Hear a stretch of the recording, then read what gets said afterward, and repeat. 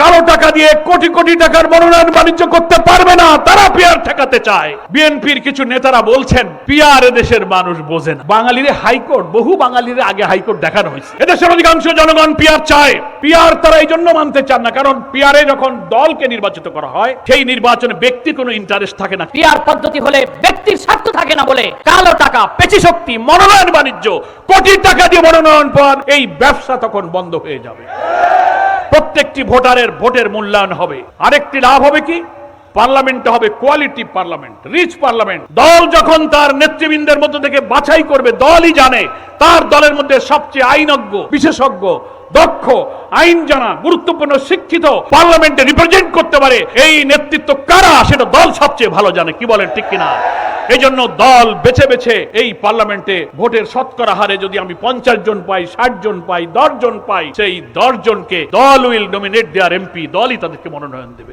এই পদ্ধতি চালু না থাকা এই বাংলাদেশে আওয়ামী লীগ, বিএনপি, জাতীয় পার্টি, আওয়ামী লীগ, আমি বলবো সব দলের মধ্যে অতীতের এই ট্রেডিশনাল ইলেকশনের কারণে বহু যোগ্য নেতা কেন্দ্রে ছিল, যারা চাঁদাবাজি, মস্তানি, কালো টাকা খেলতে পারেননি বলে অনেক টাউট নেশাখোরের কাছে নির্বাচনে তারা এলাকায় হেরে গেছে। কি বলেন, ঠিক কিনা? ফলে এই পিয়ার পদ্ধতি চায় না তারাই, যারা কালো টাকা দিয়ে কোটি কোটি টাকার মনোনয়ন বাণিজ্য করতে পারবে না, তারা পিয়ার ঠেকাতে চায়। সকল দলের প্রতিনিধিত্বের মধ্য দিয়ে একটি অংশীদারিত্বের সরকার আসলে কর্তৃত্ববাদী সরকারের শাসন চালাতে পারবে না যারা, তারা পিয়ার ঠেকাতে চায়। পিয়ার নিয়ে যখন বিতর্ক হলো, আমরা গোল টেবিল করলাম, আলোচনা করলাম, সেমিনার সিম্পোজিয়াম করলাম, বিভিন্ন বুকলেট দিয়ে আমরা পিয়ারের উপকারিতা, সুফল সব জানালাম। সরকারের বিভিন্ন আন্তর্জাতিক সংস্থার, বেসরকারি সংস্থা জনগণের উপরে জরিপ করলো, সার্ভে করলো। আপনারা সে সার্ভে দেখেছেন, 70% লোক পিয়ারের পক্ষে আছে।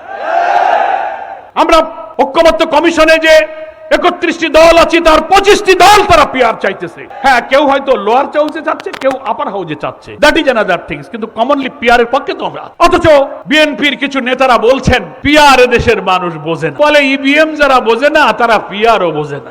আজব ব্যাপার। আর ইভিএম কি আর পিয়ার কি? ইভিএম না আর পিয়ার হচ্ছে একটা ইলেকট্রাল প্রসেসের নাম। আপনি মেশিনের সাথে এটা নির্বাচন পদ্ধতির তুলনা করেন কেন? বাঙালির হাইকোর্ট, বহু বাঙালির আগে হাইকোর্ট দেখানো হয়েছে, এটা দেখাবেন না। আর এক নেতা কইছে যে পিয়ার কি খায় না গায়ে মাখায়। এই দেখছেন না কি আজব ব্যাপার? রাজনৈতিক ব্যক্তিত্ব, ডিগনিটি যাদের আছে, তারা কি একটা পলিটিক্যাল বিষয় এই মন্তব্য করতে পারে? আমরা বলেছি এদেশের অধিকাংশ জনগণ পিয়ার চায়। চাই কিনা আপনি গণভোটে পিয়ারের পক্ষে মতামত গ্রহণ করুন। আমরা জামাত ইসলামীর পক্ষ থেকে কথা দিচ্ছি, অধিকাংশ জনগণ যদি পিয়ারের পক্ষে ভোট দেয়, আপনাদেরকেও মানতে হবে। আর যদি অধিকাংশ জনগণ পিয়ার পদ্ধতিকে না বলে, আমরা জামাত ইসলামী তা মেনে নেব। That is beauty of democracy. এটা হচ্ছে গণতন্ত্রের সৌন্দর্য।